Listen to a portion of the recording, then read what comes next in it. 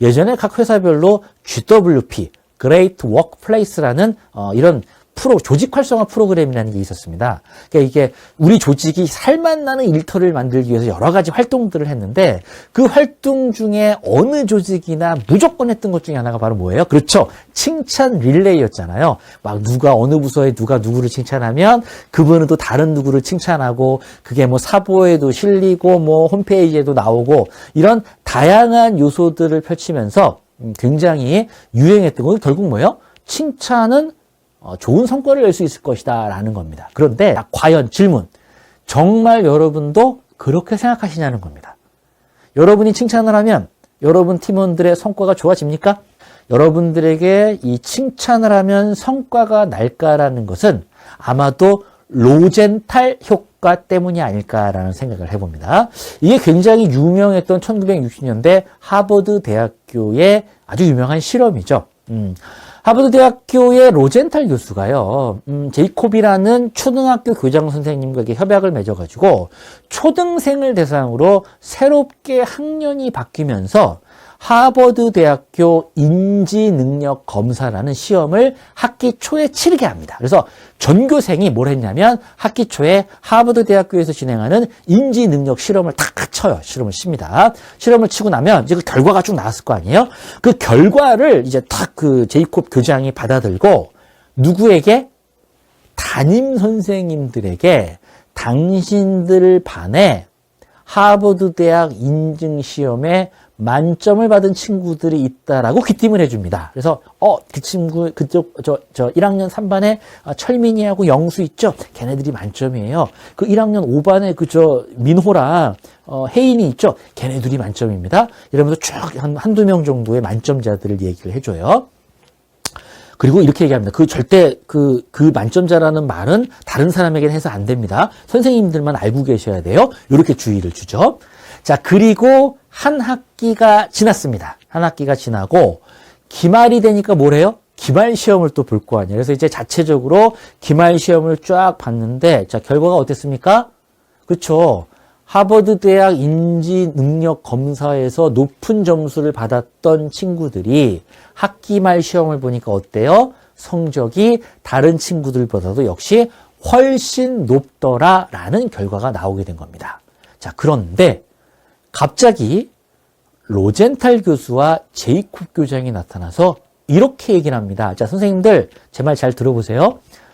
학기 초에 하버드 대학교 인지능력 검사 시험 봤잖아요. 그거 사실 하버드 대학교 시험 아닙니다. 그냥 본 거예요. 두 번째, 그때 우수자라고 만점자라고 제가 담임 선생님들에게 몇 명 얘기해 줬죠? 그거 걔네들 아닙니다. 걔네들 실제 시험 잘 본 애들 아니에요. 그거하고 아무 상관없이 그냥 잘 본 애들이라고 얘기한 겁니다. 라고 얘기를 합니다. 오, 놀랍죠? 실제 시험을 잘 봤던 친구들도 아니었던 거예요. 근데 어떻게 해요?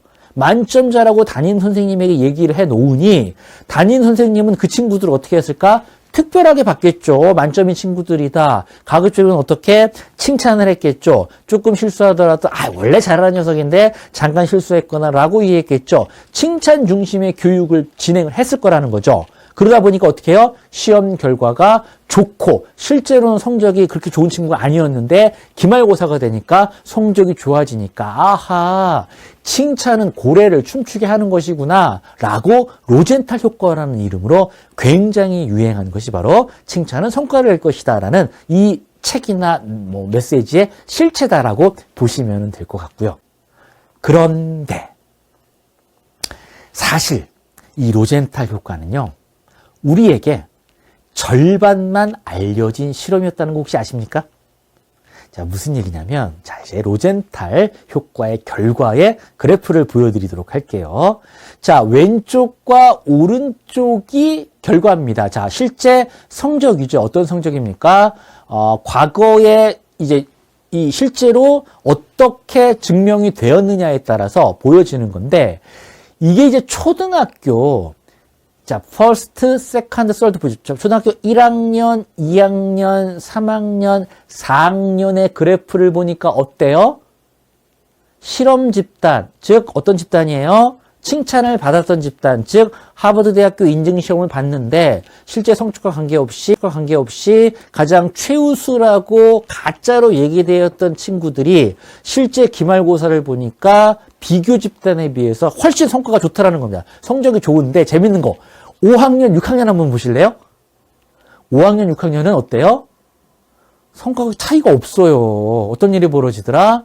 오히려 일반적인 애들이 성과가 훨씬 좋더라는 겁니다. 즉 로젠탈 효과가 적용되는 시기는 언제더라? 4학년까지였던 겁니다. 즉 칭찬은 고래를 춤추는 거는요. 초등학교 4학년까지고요. 5학년부터는 아니라는 겁니다. 왜 그럴까? 자, 실제 로젠탈 교수는 여기에 대해서 논문에서 이 얘기를 하고 있습니다. 이유는 뭐예요? 반응 민감도 때문에 그렇다고 얘기를 합니다. 무슨 얘기냐면 초등학교 1학년, 2학년, 3학년, 4학년들은 어떤 친구들이다? 아직은 어리기 때문에 모든 것을 재빨리 수용하고 민감성 있게 받아들이는 친구들입니다. 자, 반면에 5학년, 6학년이 되면 이제 소위 어떻게 되는 거예요? 머리가 좀 이제 굳은 거예요. 이제 세상을 좀 알아요.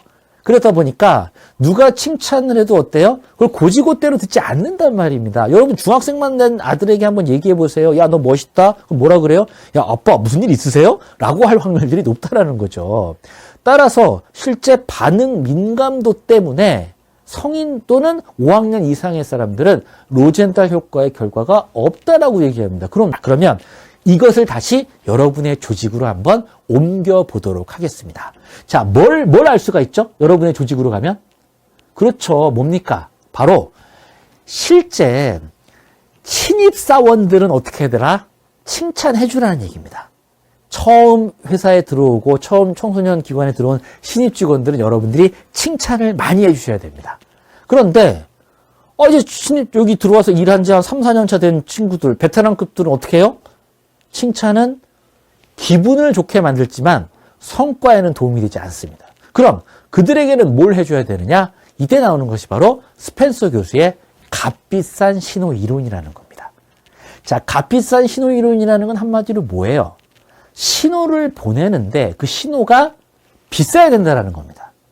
사실 원래 스펜서 교수는 이 이론을 면접자와 면접관의 주고받는 신호에서 그 의미를 따왔어요. 자, 무슨 얘기냐면 면접자와 면접관은 면접 기간 동안 서로 어떡합니까? 신호를 주고받습니다. 자, 면접자는 어때요? 면접관에게 빨리 짧은 시간 동안 자신의 정보를 계속 주죠. 주는 것을 통해서 뭘 원하는 겁니까? 내가 이 사람으로부터 채용을 할 수 있게, 당신 회사에 내가 필요한 사람이라는 것들을 설득할 수 있도록 신호를 보내는데, 이때 가장 바보 같은 멘트가 이런 거예요. 다 붙여만 주시면 열심히 하겠습니다. 정말 최선을 다해. 이게 가장 안타까운 멘트라는 겁니다. 왜? 가장 값싼 신호라는 거죠. 자, 값비싸다는 건 두 가지입니다. 하나는 비용이 많이 들어가야 됩니다. 두 번째는 시간이 많이 투자돼야 되는 겁니다. 그래서 비용과 시간이 투자되어야 그 신호가 어떻게 된다? 값비싼 신호가 될 확률이 높아요. 자, 그럼 값비싼 신호 한번 사례를 들어볼까요? 자, 혹시 우리 인증심사원분 중에 여성분들 한번 제 얘기 들어보세요. 여성분들 중에서 자, 뭐 애인이든 남편이든 좋습니다. 자, 1번과 2번 중에 누가 나를 더 사랑하는지 한번 판단해 보세요. 자, 첫 번째입니다. 자, 영숙이라는 여성분이 있다고 한번 해볼게요. 여성이 있어요. 자, 그 남편 되는 사람이 이렇게 얘기합니다. 1번, 매일매일 영숙아, 난 너무 너를 사랑해 라고 매일매일 얘기를 합니다. 자, 두 번째는요, 영숙의 얘기입니다. 영숙아, 이러면서 아무 말 없이 샤넬 백을 놓고 나갑니다. 자, 1번과 2번 중에 누가 영숙이를 더 사랑할까요? 자, 물론 1번이라고 하시는 분도 계시지만 제가 강의장에서 물어보면 대부분 2번이라고 많이 얘기를 합니다. 샤넬백이 훨씬 더 그거 이유가 뭐예요? 신호가 값비싸기 때문에 그렇다는 얘기입니다. 그래서 여러분, 비용이 많이 들어가고 또 시간이 많이 걸리는 대표적인 게 뭐예요? 여러분, 스펙 아닙니까? 그래서 면접 때 스펙이 중요한 거예요. 토익이 몇 점이고 어느 학교를 나왔고 학점이 얼마, 이건 바로 뭐예요? 간단하게 우리가 쓸 수 있는, 보낼 수 있는 신호가 아니죠. 수년간의 그 기간과 비용이 축적된 결과죠. 이게 스펙이기 때문에 스펙은 굉장히 비싼 신호가 될 겁니다. 자, 두 번째. 아마 여러분 심사원분들 중에서 이제 이렇게 조직 생활을 하다가 내가 뭔가 좀 부정적인 피드백을 이렇게 주면은 기분 나빠하는 후배들이 있습니다. 아, 알겠습니다 하면서도 막 표정은 막 애들이 벌써 티가 나죠. 기분 나빠하는 애들이 있어요. 자, 그 친구들이 그럼 왜 그럴까를 한번 생각해 보자라는 겁니다. 아마 이럴 확률이 높아요. 내가 평소에 어떻게 행동하고 잘하는 거에 대해서는 하나도 생각 안 하고 딱 요번에 실수 하나 했는데 그걸 갖고 뭐라 그러는구나 라는 소리를 들을 확률이 높아요. 그러니까 억울한 거죠. 그러니까 나한테 충분한 시간을 들이지 않고 피드백을 해주는 것이다라고 생각하기 때문에 그 피드백을 거부하는 경우가 분명히 있을 수 있습니다. 자, 그래서 제가 여러분들에게 부탁드리고 싶은 건 뭐냐면 누군가에게 피드백을 하거나 신호를 보낼 때 어떻게 해라? 값비싼 걸 보내라. 값비싼 건 첫 번째 뭐? 돈이지만 돈보다 더 중요한 건 뭐예요? 시간입니다.